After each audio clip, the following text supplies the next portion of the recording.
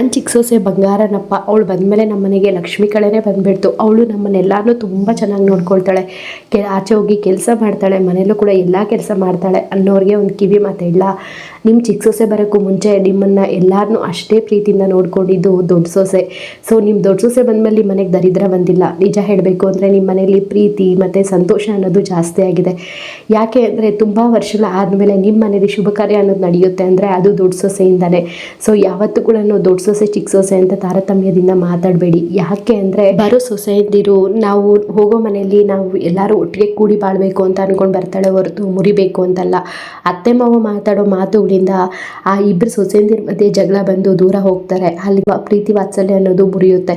So ಯಾವತ್ತೇ ಆಗಲಿ ನಿಮ್ಮ ಮನೆಗೆ ನೀವು ದುಡ್ಡುಗೋಸ್ಕರ ಸೊಸೆನ ತೊಗೊಂಡು ಬಂದಿರಲ್ಲ, ಪ್ರೀತಿ ವಾತ್ಸಲ್ಯ ಅನ್ನೋದು ಜಾಸ್ತಿ ಆಗೋದಕ್ಕೋಸ್ಕರ ತೊಗೊಂಡು ಬಂದಿರ್ತೀರ.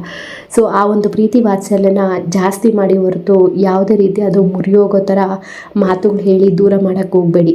ಸೊ ಇದು ನನ್ನ ಮನಸ್ಸಿನ ಮಾತು. ತಪ್ಪಿದ್ರೆ ಸಾರಿ.